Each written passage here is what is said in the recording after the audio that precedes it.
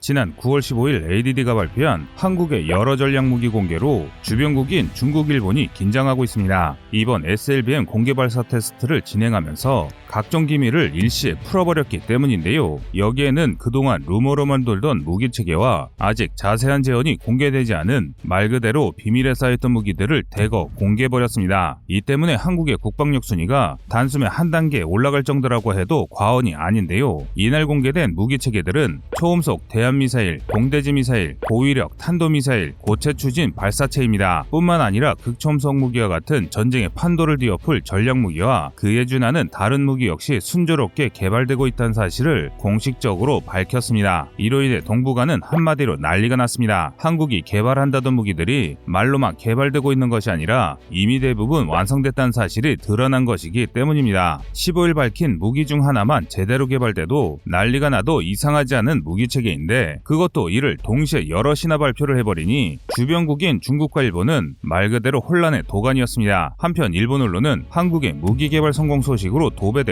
중국 외교부는 침묵으로 일관하고 있습니다. 그리고 북한은 부랴부랴 탄도미사일을 발사하며 한국의 이런 움직임에 대응하고 있는데요. 하지만 그 어떤 나라도 우리가 이룬 성과를 부정하지는 못하고 있습니다. 이번 행사의 파급력은 정말 엄청납니다. 하지만 대다수 국민들은 이번 시험이 그저 항상 하던 미사일 발사 테스트와 다를 바가 없다고 생각하시는데요. 또 다른 일각에서는 한국이 이번에 개발한 무기들이 이미 다른 나라들은 예전에 다 개발했다라고 폄하하거나 한국이 만든 게 뭐가 그리 대단하냐고 주장하고 있습니다. 그런데 현실이 그렇지가 않습니다. 그래서 준비했습니다. 오늘은 한국의 국방력을 한 단계 이상 끌어올리는 최첨단 전략무기들에 대해 알아보겠습니다.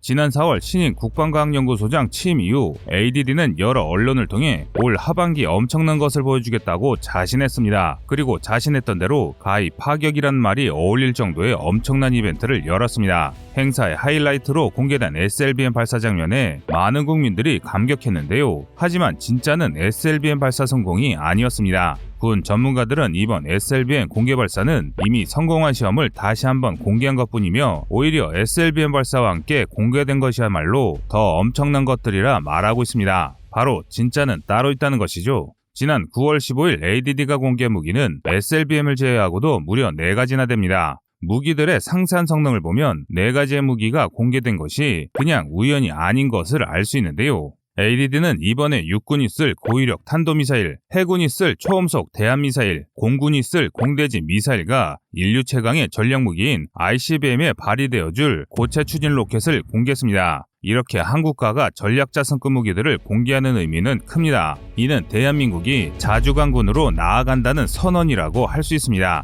육, 해, 공, 전략으로 파트를 나눠 대한민국의 미사일 기술이 모든 분야에서 최고 수준에 도달했음을 만천하에 선포한 것이죠. 그리고 이 선언에 물먹은 나라들이 여럿 있습니다. 가장 재밌는 모습을 보여준 것은 중국과 북한입니다. 지난 9월 15일 중국 왕이 국무위원 겸 외교부장이 한국에 찾아왔습니다. 그는 이 자리에서 시종일관 거만한 태도를 견제했는데요. 한중 양국은 이사갈 수 없는 사이라며 한국이 일본과 함께 파이브 아이즈에 가담해 반중전선에 서는 것을 경고했습니다. 그러나 이전처럼 고압적인 협박을 하지는 못했는데요.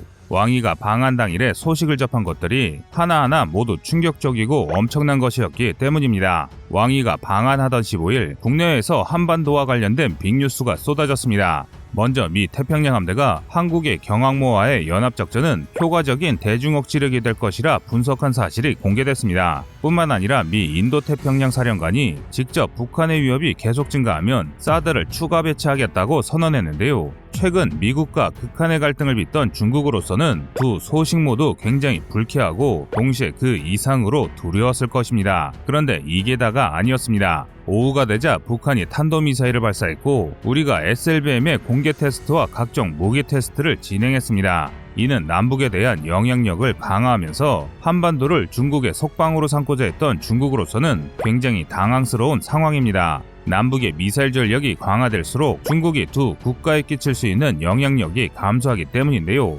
이렇게 크게 당황하던 왕이에게 ADD가 쐐기를 박아버렸습니다. 고체 추진 로켓 연소 시험이 성공한 사실을 무려 영상으로 공개한 것입니다. 이는 어떻게 보면 SLBM 성공보다 중국을 더 겁먹게 하는 소식입니다. 우주 발사체로 사용할 수 있는 고체 로켓 엔진은 대륙간 탄도미사일 ICBM의 핵심 부품입니다. 그러니까 한국이 고체 추진 연소 시험에 성공했다는 것은 ICBM 개발에서 가장 만들기 어려운 부품을 완성해 어느 정도 완성 단계 시험까지 끝마쳤다는 말입니다. 지난 2016년 중국의 사드 보복 이래 한국을 줄곧 무시해왔던 중국이지만 SLBM에 이어 ICBM까지 개발하고 있는 한국을 만만히 볼 수는 없게 된 것인데요. 오히려 중국의 핵심 도시들이 바로 옆에 위치한 한국이 중국 전역을 노릴 수 있다는 사실에 긴장감마저 느꼈을 것이 분명합니다. 북한 역시 마찬가지입니다. 북한은 지난 9월 7일 한국의 SLBM 발사 성공 사실이 공개된 이후부터 무언가에 쫓기기라도 하듯 대형 행사를 열고 미사일 발사 시험을 진행했습니다. 열심히 준비하던 열병식을 한 달이나 앞당겨 9월 9일에 개최했으며 탄도미사일을 기차에서 발사하는 영상을 공개했습니다. 특히 탄도미사일 발사의 경우 우리 군의 SLBM 공개 테스트에 맞춰 9월 15일 미사일을 발사하고 영상을 공개했는데요. 이는 대한민국이 군사력을 과시하는 것을 어떻게든 방해하려 한 것입니다. 하지만 북한의 시도는 완벽하게 폭망했습니다. 사전에 알려졌던 대로 SLBM만 발사했다면 어찌어찌 물타기에 성공할 수도 있었겠지만 ADD가 칼을 갈고 준비한 행사를 감히 북한이 망칠 수는 없었습니다. 오히려 북한의 처참한 실태만 알려지며 조롱당하고 말았습니다. 북한이 공개한 탄도미사일 자체는 나름 훌륭한 무기라고 할 수 있는데요. 하지만 미사일을 발사하는데 쓰인 열차는 구식이다 못해 과연 움직이기나 할까 싶었으며 전신주는 날다 못해 쓰러지기 일보 직전이었습니다. 사실 이 무기들만으로 위협감을 느끼기에는 너무 초라한 모습이었는데요. 반면 한국은 북한군이 경악할 만한 신무기를 무려 2개나 동시에 공개했습니다. 바로 공대지 미사일과 고위력 탄도미사일입니다. 이번 테스트에서 우리 군은 국산 공대지 미사일의 분리시험 을 진행했습니다. F5 전투기의 핵심 부품이 없는 미사일을 달아 분리가 잘 진행되는지 확인한 것인데요. 이는 미사일 개발을 진행하는 과정에서 반드시 거쳐야 할 과정입니다. 그리고 그 결과는 대성공이었습니다. 분리된 미사일은 목표물에 정확히 명중하며 그 성능을 입증했습니다. 지난 5월 에어로스페이 컨퍼런스 2021에서 공개된 바에 따르면 해당 미사일의 이름은 철룡이라고 합니다. 철룡은 우리 군의 최신의 미사일인 KPD-350K2 타우러스 미사일보다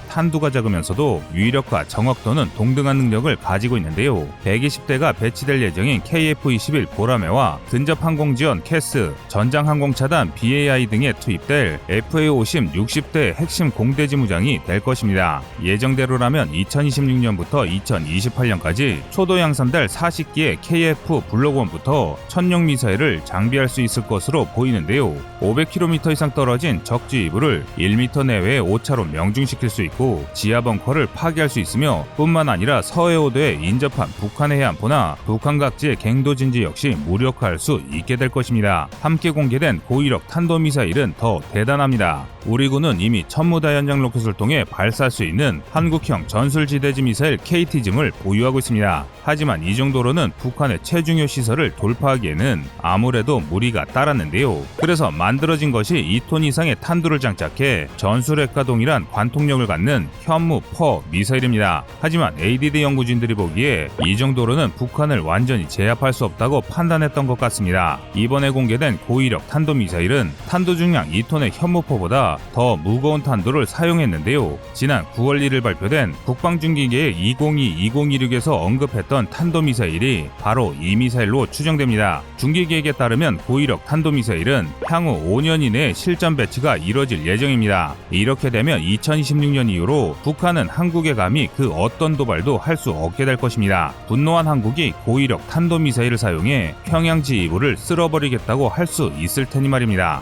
이와 함께 고체 추진 로켓 개발과 사드 추가 배치에 놀란 중국이나 공대지 미사일 고위력 탄도미사일에 기겁한 북한보다 더 겁에 질린 나라가 있습니다. 바로 일본입니다. 이번 발표를 들은 일본 군사 전문가들의 충격이 상당한데요. 그 이유는 초음속 대한미사일의 실전 배치로 일본이 자랑하는 해군이 무용지물이 될 위기에 처했기 때문입니다.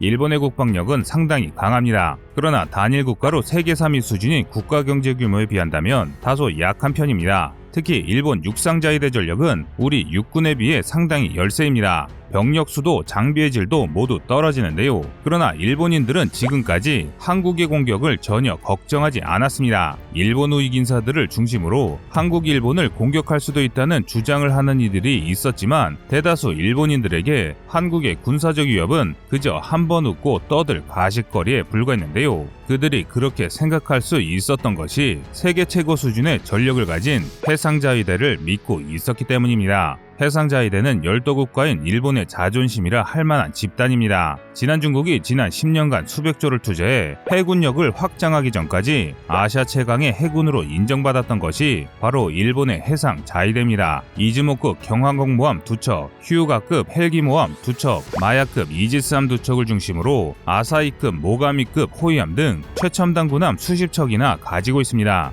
이는 급격하게 전력을 확증하는 우리 해군이 아무리 전력을 집중하더라도 해상자위대의 절반 정도와 맞서기도 힘들 정도였습니다. 그래서 일본인 중 누구도 강력한 항공육군이 일본을 침략할 수 있을 것이라 생각하지 않았습니다. 해상자위대가 우리 군을 전부 바닷속에 수장시킬 것이라 생각한 것이죠. 하지만 이번에 공개된 초음속 대한미사일이 배치되면 이야기는 완전히 달라집니다. 현재 서방권 해군의 주력 대한미사일은 RGM-84 하푼 미사일입니다. 하푼은 140km 정도의 사거리를 가진 500kg 탄두로 무장한 아움석 순항미사일로 속도는 마 0.8을 약간 넘기는 정도에 불과합니다. 그리고 이 정도면 해공으로도 격파가 가능합니다. 함대 공용 레이저 무기가 실전 배치되는 요즘 같은 시대에는 한물간 무기라고 여겨질 수밖에 없는데요. 그래서 내노라 아는 해양 강국들은 마 2.5 이상의 소음속으로 항해할 수 있는 초음속 대한미사일의 전력화를 서두르고 있습니다. 한국이 이번에 내놓은 초음속 대한미사일 역시 그중 하나인데요.